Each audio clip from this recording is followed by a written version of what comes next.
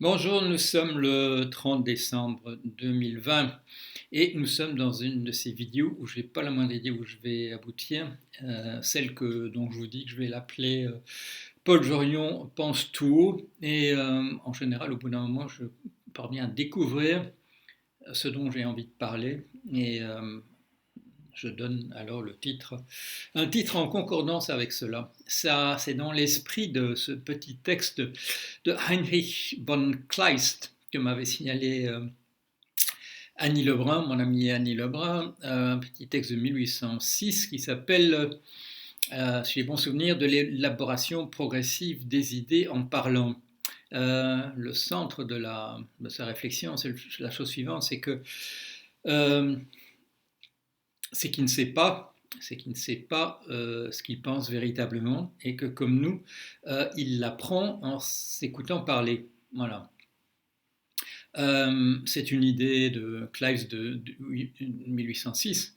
Je l'avais réinventée de mon côté, invention indépendante, quand j'avais mis au point Anela, un logiciel d'intelligence artificielle. J'avais compris, mais là, c'était pas à partir de la lecture de Clive, c'était à partir de la lecture de Freud, que nous sommes dans la même situation que nos interlocuteurs, nous apprenons ce que nous disons en écoutant un gradient se dérouler on appelle notre pensée, mais c'est notre pensée dans la mesure où nous l'exprimons vis-à-vis d'autres. Et ce que Claes avait dit, qui était très humoristique, si ce n'est il y a une vérité profonde là, c'est qu'il dit, quand j'essaie de comprendre un sujet, je me dis, je vais faire la chose suivante. Je vais l'expliquer, mais voilà, sur le mode penser tout. Je vais l'expliquer à ma sœur, qui connaît strictement rien à ce type de problème, et je vais m'écouter, apportant la solution. Et il fait encore une petite note amusante en disant je compte beaucoup sur les petits gestes d'impatience qu'elle manifestera avec son intention de m'interrompre parce qu'ils me donneront un kick supplémentaire, ils me donneront une incitation supplémentaire à aboutir à la fin de mon raisonnement.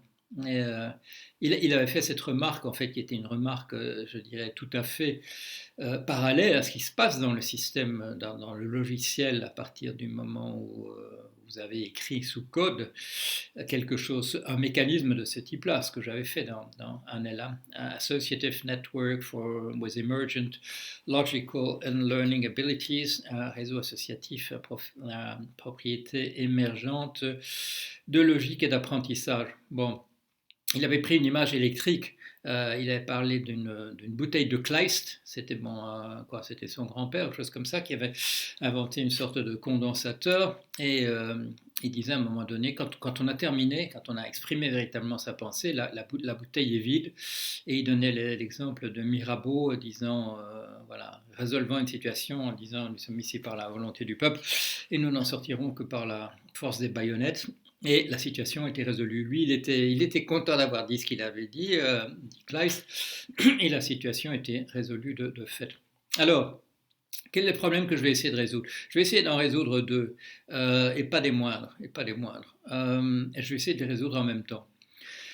Je ne vais pas arriver à la solution, bien entendu, mais j'espère quand j'aurai terminé, être qu'on se soit rapproché un tout petit peu de la solution. Alors, les deux problèmes sont des problèmes qui n'ont pas un rapport immédiat les uns entre les autres, sauf qu'ils sont pressants et qu'il faudrait les résoudre. C'est la gestion d'une crise de pandémie comme celle de la Covid-19 et le rapport de communautés comme la communauté musulmane et la communauté chrétienne dans des pays comme le nôtre. Bon, par où est-ce que je vais commencer? Je vais commencer par une remarque que j'ai faite, voilà, je vais commencer par moi, une remarque que j'ai faite tout au début de la crise, peut-être pas tout au début, enfin quand il y a eu, je ne sais pas, un ou deux mois, je me suis posé la question suivante, mon étonnement. J'ai dit, le problème les gouvernements essaient de résoudre, c'est minimiser le nombre de morts et minimiser les pertes pour l'économie.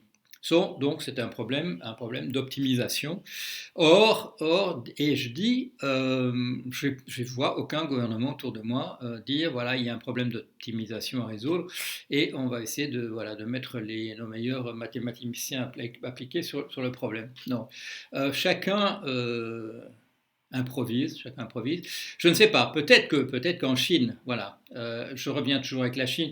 La Chine, c'est intéressant parce que d'abord, elle a su résoudre le problème. Et c'est intéressant aussi parce qu'on ne sait pas exactement comment ils font, parce qu'il y a du secret, et ça fait partie du problème que nous avons, nous, quand nous imaginons d'appliquer éventuellement des approches chinoises chez nous, c'est qu'il y a beaucoup de secrets là-dedans, il y a on met fort les individus entre parenthèses, sur le plan théorique et sur le plan pratique aussi. Mais voilà, pourquoi pas résoudre ça comme un problème d'optimisation? Et on peut dire tout de suite, je vais le dire tout de suite, même si je ne vais pas aborder ça dans l'immédiat, pourquoi ne pas résoudre la question de la coexistence dans des pays occidentaux entre une communauté chrétienne, entre guillemets, ou en tout cas voilà, de tradition historique chrétienne, et une communauté musulmane? Comment ne résoudre pas ça aussi comme un problème d'optimisation? Alors, vous allez dire tout de suite, oui, mais optimisation, c'est des calculs, etc. Alors, on a affaire à des êtres humains, etc. D'accord, je sais, et je vais m'occuper de cet aspect-là. Ne craignez rien. Voilà. Alors, nous, comment on démarre sur cette question? On dit, dans les deux cas, c'est une question de liberté individuelle, et c'est le fondement de nos sociétés, liberté individuelle, liberté de choix, minimiser les contraintes, et c'est à partir de ça qu'on avance. Alors, c'est un problème auquel les gens ont réfléchi. Bon. Première manière de réfléchir, comment faire pour satisfaire l'intérêt individuel? Eh bien, que les individus expriment leurs préférences, et on va partir à partir de là, et on va essayer de concilier les préférences de tout le monde. Voilà. Alors, on prend un problème très simple. On va vous dire, qu'est-ce que vous choisissez d'avoir une chance sur 16 de gagner une somme de 50 000, de recevoir une somme de 50 000 euros, ou bien deux occasions avec deux tirages où vous aurez la possibilité d'avoir chaque fois une chance sur 32 d'obtenir une somme de 50 000. Alors vous allez réfléchir, vous allez arriver à la conclusion que c'est la même chose ou que c'est pas la même chose, etc. Et vous allez faire votre choix en essayant de maximiser le gain. Bon. Alors, ça, c'est ce qu'on appelle l'espérance de gain. Vous allez calculer l'espérance de gain et comparer des espérances de gain. Ça paraît tout à fait rationnel. C'est ce que Aristote appelait la rationalité pratique, par opposition à la rationalité qui consiste à faire des syllogismes pour obtenir des conclusions exactes, des conclusions vraies de syllogismes bien formés. Bon. Alors, le problème se complique assez rapidement parce que si on vous dit... que choisissez-vous? Une chance, 100% de chance de recevoir 50 000 euros, ou bien une chance sur 10 de recevoir 1 million. Bon. Alors vous allez faire le calcul de l'espérance. Une chance sur 10 de recevoir 1 million, c'est 100 000. Voilà. Donc une chance sur l'espérance moyenne sur le choix, le second choix, une chance sur 10 d'obtenir 1 million, c'est 100 000, c'est ça la récompense, c'est l'espérance de gain. Alors que dans 100% de chance de recevoir 50 000, c'est 50 000, c'est le maximum que vous recevrez, c'est la moitié des 100 000. Bon, il y a une petite difficulté quand même, c'est que les 50 000, ils sont certains, 100 chances sur 100 de recevoir. Alors, qu'est-ce que vous avez préféré? La certitude de recevoir 50 000 ou une chance sur 10 de recevoir 1 million, qui, par le calcul, est 2 fois plus. Bon. Alors tout le monde va choisir de recevoir voilà, les 50 000 certainement plutôt qu'une chance sur 10 d'avoir 1 million, ce que le calcul d'espérance de gain vous encouragerait quand même à faire, puisque c'est le double. Bon, les choses se compliquent, les choses se compliquent.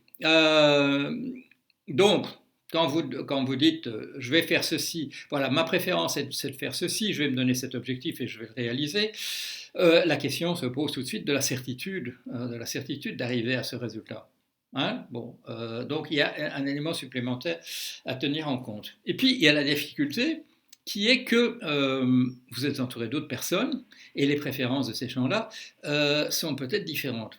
Alors je prends par exemple, voilà une situation, il y a 2 personnes, il y a une personne qui a le ballon et qui va faire un tir au but et il y a le gardien de but. Bon, alors comment maximiser la satisfaction de tout le monde, de l'ensemble des 2 personnes? Maximiser la satisfaction de la personne qui fait les tirs au but, c'est qu'elle marque elle va faire 5 tirs et qu'elle marque les 5 fois un but. La satisfaction de l'autre, c'est d'éviter que le ballon entre et donc il y ait 0 but. Alors comment satisfaire la préférence des 2? Bon, vous le voyez, un élément supplémentaire. Les préférences des gens ne sont pas les mêmes et elles peuvent être contradictoires. Dans celle-ci, il n'y a pas de... Voilà, la solution n'est pas évidente. Alors comment chacun va essayer de maximiser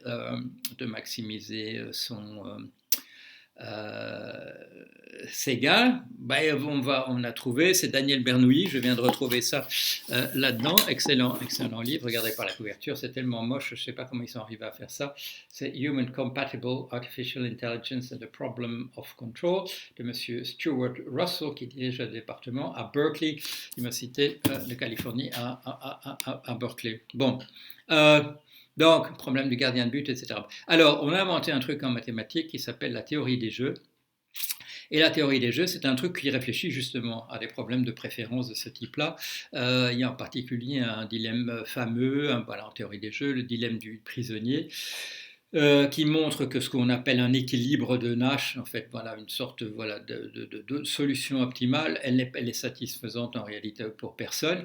Et ce qu'on découvre dans ce cas-là, c'est que la maximisation par les individus de leur stratégie, comme dans le cas des tirs au but, c'est pas ça la solution.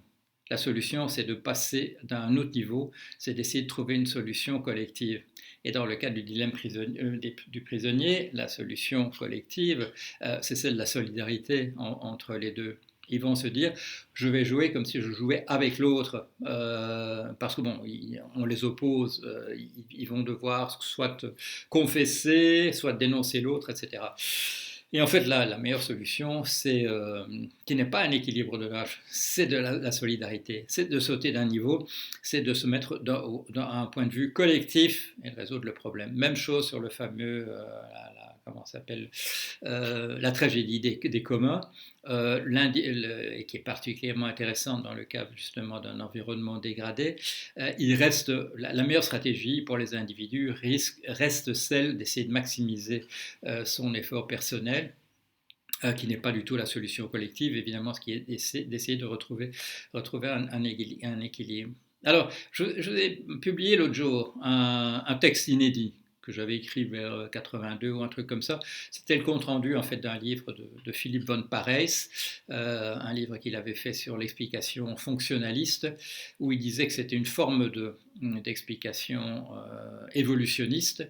Et dans mon compte-rendu, donc qui a attendu 38 ans pour paraître, je dis que ce qu'il explique, c'est pas tout à fait ça, qu'il y a 2 choses. Il y a en fait l'explication fonctionnaliste, en fait, c'est une explication de type charitable.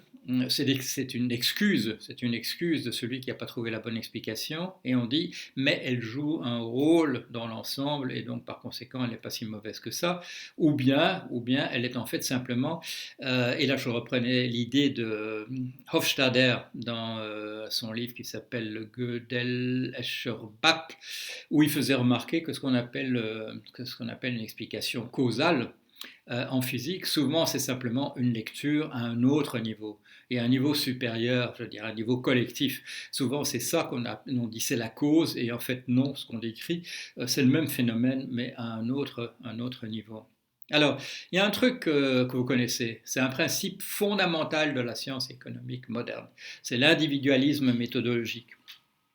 C'est-à-dire de considérer qu'il n'y a pas, de justification à essayer d'envisager un problème à son niveau collectif. On peut envisager que tout problème économique peut être résolu comme étant simplement un problème d'un individu, et puis qu'on généralise à un ensemble d'individus, une foule se comportement de la même manière. Alors, si vous avez retenu mon raisonnement, ma réflexion sur les tirs au but, vous voyez bien que ça ne marche déjà pas. Le comportement de celui qui défend son but et celui qui joue le penalty, c'est pas le même. C'est pas le même. C'est contradictoire. Ils essayent d'obtenir des choses qui s'excluent l'une l'autre. Alors, moi, je me suis toujours posé la question, je dis n'importe quel sociologue, n'importe quel anthropologue, n'importe quelle personne qui est chercheur en sciences sociales ou chercheuse, sait que cette histoire d'individualisme méthodologique, ça n'a aucun sens pour résoudre des problèmes. Mais alors, ce que je viens de dire me fait penser à la chose suivante. J'ai dit, c'est un truc dogmatique, voilà, c'est la science, entre guillemets, économique a mis ça à son fondement. Mais si vous y réfléchissez un tout petit peu maintenant, dans la perspective de ce que je viens de dire, ça a un but, l'individualisme méthodologique. Empêcher qu'on regarde les problèmes au niveau collectif, considérer que c'est une collection d'individus seulement, il y a un but bien précis. C'est de ne pas faire apparaître en surface que la solution, c'est la solidarité, c'est imposer la concurrence, la rivalité comme étant la seule manière d'envisager les problèmes. Donc, c'est bien un truc idéologique, donc ça a bien un but de cacher comment les choses fonctionnent véritablement. Bon, alors, revenons maintenant à nos problèmes précis, la Covid-19 ou le Covid-19 et la coexistence de communautés avec des représentations différentes dans nos sociétés. On n'a pas pris, pourquoi est-ce qu'on n'a pas pris une approche de type comment dire, sociologique, optimisation, ou bien, attendez, je vais ignorer un truc, optimisation, ou bien pourquoi pas théorie des jeux, comme on le fait maintenant. Pourquoi pas faire ça? Eh bien parce que justement, il y a ce présupposé de ultralibéral qui est que l'individualisme méthodologique vaut non seulement en économie, mais il vaut aussi il vaut aussi de manière générale pour résoudre les problèmes. Alors, quelle est l'approche qu'on utilise? On appelle ça stop and go maintenant. C'est des réajustements successifs. Il y en a eu un hier soir en France. On a dit maintenant, on va remonter le couvre-feu de 20h à 18h à tel endroit, etc. Le principe là, si on le regarde en termes de physique, c'est un problème de cerveau-mécanisme. C'est par des petits réajustements. On regarde où on est et on réajuste. C'était comme ça qu'on faisait dans des missiles à tête chercheuse. Il n'arrêtait pas de comparer sa position avec celui de l'objectif qu'il visait, qui était en mouvement, et donc il réajustait son tir. C'est le principe aussi dans les pilotes automatiques, dans le guidage des sous-marins, etc. On n'arrête pas de regarder où on est et on réajuste. Ce qu'on appelle aussi, avant on appelait ça naviguer à vue. Le problème de cerveau-mécanisme, c'est que quand le délai de réponse n'est pas approprié, il y a des grandes fluctuations. Le sous-marin il va comme ça. De même, le truc à tête chercheuse, il n'arrête pas de faire comme ça. Des oscillations. des associations. Alors, qu'est-ce que ça produit des associations? Tout le monde, vive les grandes vacances, tout le monde à la plage, etc. Oh non, zut, confinement. Confinement, oui, c'est gênant, les gens deviennent fous. Allez, on arrête le confinement, on va permettre aux gens de voir quand même à Noël, pas à Nouvel An, etc. Et on nous dit maintenant, bien entendu, ça va être terrible partout, ça va être terrible en janvier parce que les gens se seront vus pour Noël, etc. C'est peut-être pas l'approche. J'avais déjà montré, bon, j'ai fait quelques articles là-dessus. Quand on regarde les chiffres, ce sont les pays qui minimisent les morts, qui minimisent aussi les pertes pour l'économie. Ceux qui font avec je dirais, avec l'individualisme méthodologique, ils accumulent les pertes financières et ils accumulent les pertes humaines. On le voit malheureusement dans nos pays. Bon, c'est-à-dire qu'on on prend pas le problème au niveau collectif. Comment est-ce qu'il faudrait faire? Prendre le problème au niveau collectif. Je ne vais pas entrer dans les détails parce que je dis, bon, j'essaie simplement de me rapprocher du problème. La manière chinoise, elle fonctionne, elle marche, mais un truc qui lui permet de fonctionner, c'est de ne pas mettre comme seul principe à l'avant-plan celui de la liberté infinie individuelle. Voilà, celui de l'individualisme, alors que, je vous l'ai montré, le problème de la certitude, le problème des préférences contradictoires, le problème n'est pas soluble dans ces termes-là.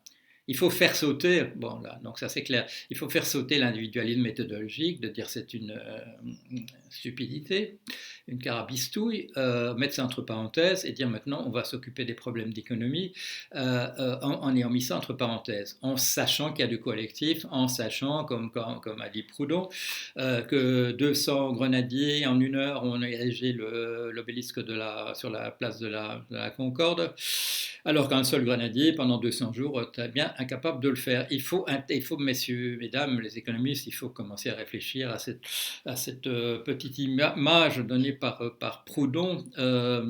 C'est comme ça que nos sociétés fonctionnent. Cessez de vous cantonner dans une façon de formuler le problème où on trouve peut-être des équilibres de Nash, mais où la solution réelle, celle qui maximise les préférences de chacun, c'est en fait celle de la coopération, de la solidarité. Posez-vous le problème de cette manière-là. Donc, ce n'était pas une mauvaise idée de ma part il y a quelques mois de dire c'est un problème d'optimisation. C'est peut-être pas une mauvaise idée maintenant de le placer dans le cadre que je dis, qui est donc de mettre l'accent sur la communauté dans son ensemble, en gardant je veux dire, les priorités, en éliminant pas la priorité, par exemple, de sauver les vies, sans quoi vous tombez dans des solutions, je dirais, de type fourmilière, c'est-à-dire de maximiser simplement le retour essayer de maximiser simplement l'économie en mettant la variable des vies humaines entre parenthèses. Bon, l'approche de la Chine, manifestement, sauver l'économie et sauver les vies humaines en même temps, quitte à malmener le principe d'individualisme méthodologique et la mise à l'avant-plan d'une liberté absolue des individus. Bon, alors, je vais terminer sur mon autre exemple. Je ne sais pas à quel point je vais pouvoir avancer dans la solution de l'autre. Et de ce que je viens de dire sur la Covid-19, il n'y a pas d'implication pratique immédiate, mais c'est une façon de voir le problème. Alors, la présence de communautés musulmanes importantes dans un environnement traditionnellement chrétien, c'est-à-dire, on va dire simplement, de personnes qui ne partagent pas la foi musulmane. Alors, je vais reprendre la perspective.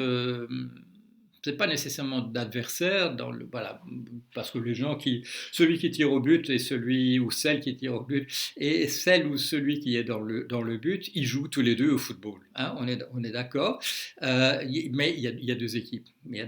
Alors on va dire qu'on a un problème de ce type-là. Le problème, c'est qu'on va poser la question en termes de représentation de la situation. Bon, on a d'une part je vais commencer par la communauté d'accueil. Bon, la communauté d'accueil essaie d'instaurer une stabilité dans la relation entre les deux communautés chrétiennes entre guillemets et musulmanes de l'autre. Bon, alors, ça c'est la représentation de la communauté chrétienne entre guillemets. Introduire une situation de coexistence stable entre les deux communautés. Bon, l'autre communauté est une communauté de croyants qui partagent le monde entre croyants et incroyants. Ça paraît logique vu on parle de croyants. Ces croyants ont un livre sacré qui est le Coran. Et dans ce livre le Coran, il est dit que la résolution du problème de la coexistence entre deux communautés, c'est par la conversion des non-croyants, des incroyants. Voilà. Donc on a deux communautés en présence avec des buts, des représentations de ce qu'on essaye d'atteindre qui ne sont pas du même ordre. Voilà. C'est comme faire entrer le ballon dans le but et empêcher le ballon d'entrer dans le but. Là, dans ce cas-là, il y a une symétrie manifeste et il y a une représentation, je dirais, commune des règles du football. Ici, on n'a pas une représentation commune. Il y a deux représentations du monde. Il y en a une qui est laïque, comme on dit, et qui est celle justement que les gens peuvent penser ce qu'ils veulent, mais à condition que ça n'empiète pas sur les libertés des autres. Et une autre qui est c'est donc une représentation statique. Et l'autre, c'est une représentation dynamique où une communauté a pour but de faire disparaître l'autre en faisant entrer dans les rangs des croyants ceux qui sont incroyants maintenant. Alors, c'est le type même donc de situation où il n'y a pas de solution immédiate, où on peut envisager le problème, je dirais, en termes de théorie des jeux, voilà, d'espérance de gain pour l'un et pour l'autre, dans les termes que j'ai utilisés. Mais le problème n'est pas posé dans les mêmes termes par les deux parties en présence. Alors, comment font les gouvernements? Bon. Le gouvernement chinois, avec les Ouïghours, je ne vais pas entrer du tout dans les détails, hein, mais mon sentiment, c'est que pour eux, la solution, c'est, comme dans nos pays, viser la stabilité, de considérer que la représentation en termes de vouloir convertir les autres, ceux qui ne sont pas croyants, en croyants par les musulmans, n'est pas une solution viable au niveau de l'État chinois. Et donc, la solution, c'est d'éliminer chez les personnes qui pensent que la solution, c'est la conversion des croyants, faire disparaître cette croyance chez ces gens-là. Bon, alors, je ne vais pas me prononcer, je ne vais pas dire ah oui, c'est formidable, oui, oh non, c'est terrible, etc. C'est une manière rationnelle, par rapport à tout ce que je viens de dire, de résoudre le problème. L'autre approche, c'est celle en termes de cerveau-mécanisme qui est la nôtre. C'est en termes d'ajustement. Bon, on va garder cette idée du côté de la communauté chrétienne. On va garder cette idée qu'on vise la stabilité et on va maintenir la stabilité par des ajustements. Alors, problème, on va avoir les oscillations. Parce qu'il y a beaucoup d'éléments. Qu'il y a deux représentations conflictuelles et on va avoir des oscillations. On va avoir des attentats terroristes, on va avoir des réactions à ça qui vont être excessives, parce que l'attentat terroriste est excessif à sa manière aussi, et on va essayer de revenir à la stabilité petit à petit par des réajustements de ce type-là, sans avancer véritablement vers une solution d'ensemble, parce qu'on n'a pas posé le problème sur le plan absolument collectif. C'est les trois pas en avant, c'est les deux pas en arrière. On n'obtiendra pas la stabilité de cette manière-là. Il faut prendre le problème autrement. Il faut aller vers la solution rationnelle, sans quoi les choses ne vont que se dégrader. On peut essayer, bien sûr, c'est ce qu'on essaye de faire, on essaye d'aménager l'environnement pour que la question des rapports entre les deux communautés ne soit pas, ne tombe pas dans le conflictuel à tout moment. On peut le faire voilà, en faisant que les deux communautés vivent dans une situation matérielle qui soit viable, c'est-à-dire améliorer en particulier la situation matérielle de la communauté musulmane. On peut essayer de réduire des problèmes qui exacerbent le caractère conflictuel de la solution. Par exemple, essayer sur le plan international de résoudre le conflit palestino-israélien. Je l'appelle conflit pour pas entrer dans des détails et pas avoir l'air de prendre parti d'une manière ou d'une autre. On peut essayer de résoudre un autre élément conflictuel, mais ça, c'est vraiment pas, je dirais, du domaine des États laïques qui sont les nôtres. C'est celle du schisme à l'intérieur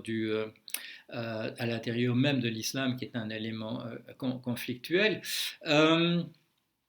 Voilà, je crois que j'ai un peu fait le tour de la question sans aller vers des recommandations bien particulières, sauf peut-être que nous refusions absolument ce principe d'individualisme méthodologique parce qu'on voit que en fait, c'est un barrage fait contre le fait d'envisager des solutions possibles.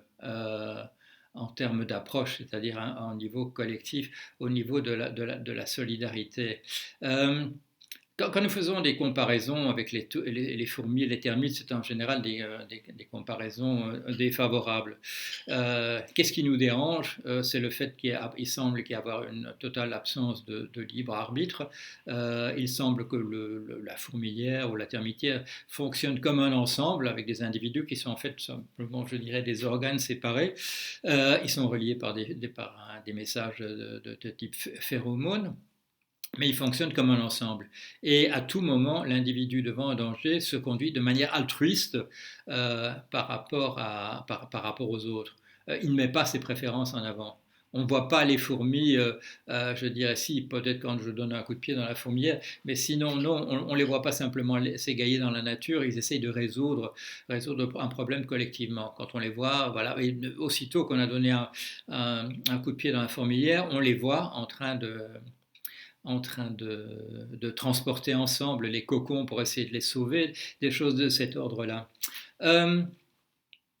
Dans le cas de la relation entre les communautés, je crois qu'il faudrait là aussi, si on pose le problème de la coexistence des communautés musulmanes et chrétiennes en théorie des jeux, les deux représentations extrêmement distinctes vont faire qu'on va découvrir très facilement qu'il n'y a pas de solution optimale ou qu'un équilibre de Nash, ce serait la disparition entière des deux communautés ou des choses comme ça, des choses qui arrivent encore quand on prend une approche purement mathématique, comme quand Keynes disait si on me dit que la meilleure solution économique, la meilleure solution de la gestion de nos sociétés au niveau économique, c'est qu'il y ait 35% de personnes qui soient au chômage, je dirais non, tournons-nous vers autre chose qu'une solution économique, prenons une solution politique qui est le plein emploi et qui en tout cas, fera intervenir une dimension supplémentaire,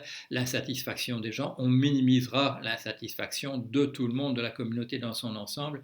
En fait, il faisait déjà la théorie des jeux sans le faire exprès. On résoudra le problème de cette manière-là. Voilà. Bien entendu, c'est une blague quand j'ai dit je vais résoudre ces deux problèmes à la fois. Ce que j'espérais faire, c'est clarifier le problème en y pensant tout. Et là, je vais peut-être, c'est vous qui allez me le dire, si j'ai fait un pas dans la bonne direction ou non. J'attends vos commentaires. Voilà, à bientôt.